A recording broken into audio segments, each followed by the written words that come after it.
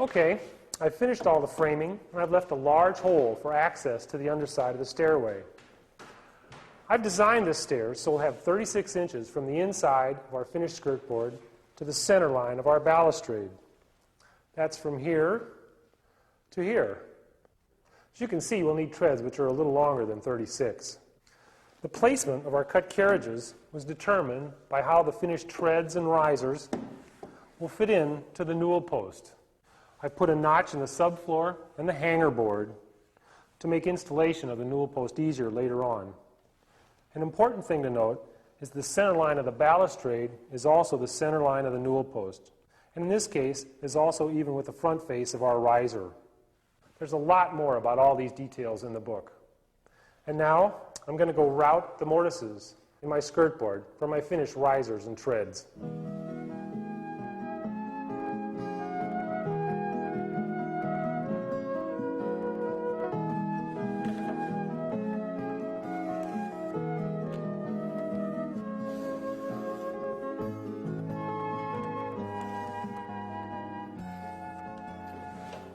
Okay, I've started laying out my house skirt board. This is the one which will be next to the wall.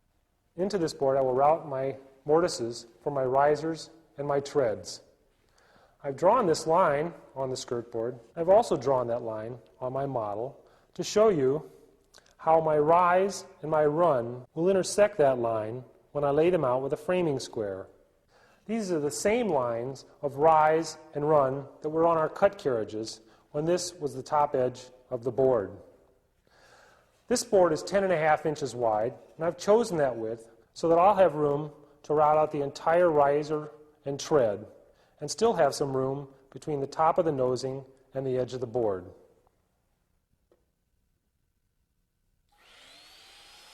Now in the old days, these mortises would require a lot of chisel work, but I'm sure glad I have a router. This 3 horsepower plunge router with a 1/2 inch carbide bit will make short work of these mortises. There are several ways to make jigs to cut these mortises, and here I'm using a base guided jig. A template guided by a bearing over router bit works just as well, and that's in the book. I cut the mortise in several passes to avoid burning. I first follow the perimeter of the mortise and then waste the inside.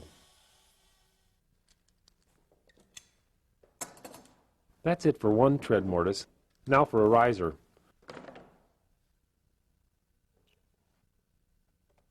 Now normally I wouldn't switch back and forth between jigs. I would route all the tread mortises and then all the riser mortises.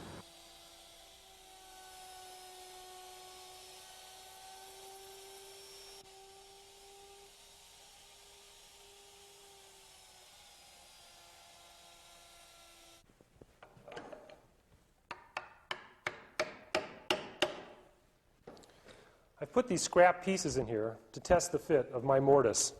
This is a factory laminated red oak tread, and the factory has also rounded the front edge, called the bullnose.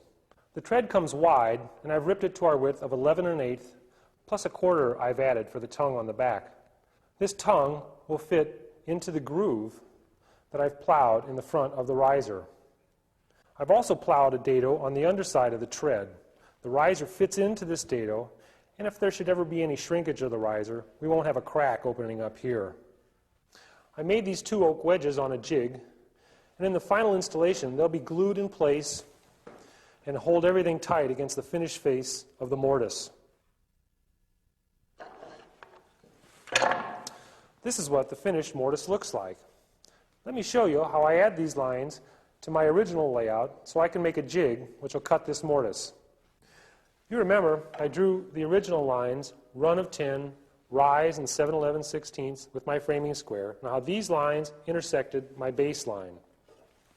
I then took a piece of riser material, put it in its correct position, and marked its face on this board. I also did the same with a piece of tread, placed it in its proper position, and marked its face. I then took the wedges, put them in their right place, and marked their profiles.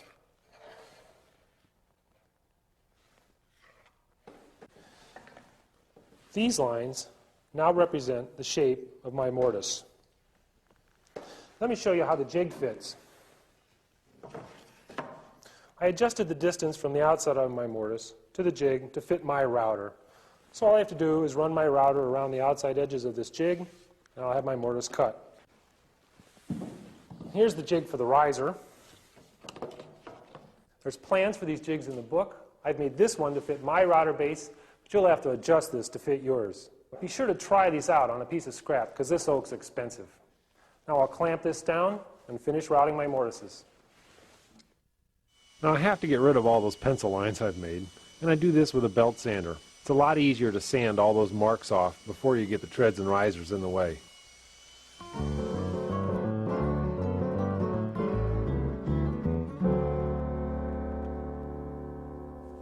Okay, sheetrock's in place. I'm going to drop this guy down, tie it against the wall.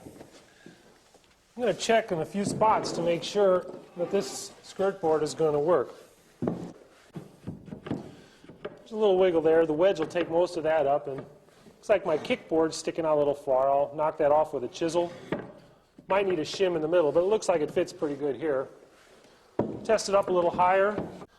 Fits real well there, so I think we're pretty good in that direction. I'm going to grab a tread. Skirt board's a little high here. Let's try up here. A little high there too. And let's check it with a level.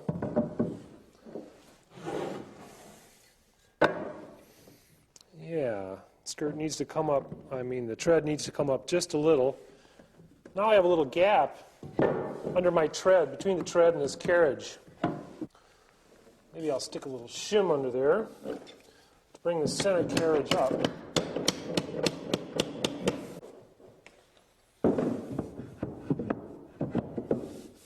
There, that's nice and solid. Now I'll screw the skirt board tight to the wall and lay out and cut my mitered skirt board.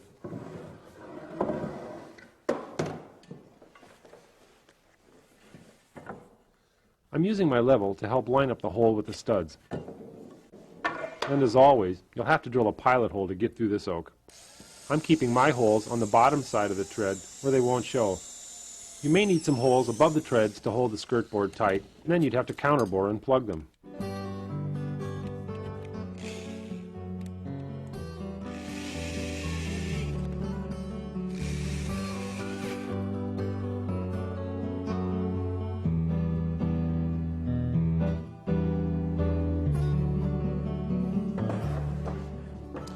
Back to the model again so I can show you a few things about how we're going to lay out this skirt board. I've drawn a baseline on this model, much like I did on our other skirt board. And through it, I've drawn my rise and my run. There's a little overhang from the rise line to the edge of the skirt board. This is so I can cut the miter. This will mate with the miter on my riser for a nice clean corner with no end grain. Let me show you how this works on this real board. This is our baseline. And this dimension is important only so that our layout doesn't come off the edge of the board. I've laid out my rise and my run intersecting the baseline, and now I'm going to take a piece of riser and lay out the area that will be mitered. Put it in place. Now I'll cut out the waist with a skill saw and saw the miter with a hand saw. As you can see, I've clamped the skirt board in place on this sawhorse, so I'll be sawing at waist height instead of on my knees.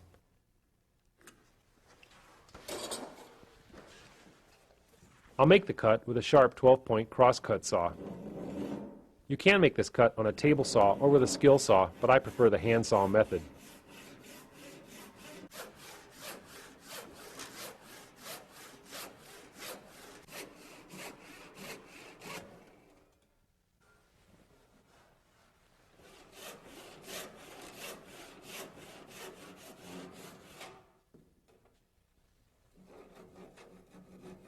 The bottom riser gets cut all the way through, but I have to complete the next riser with a seat cut.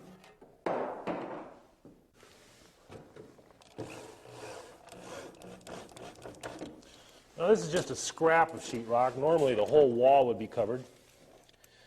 I'll get one last screw in here.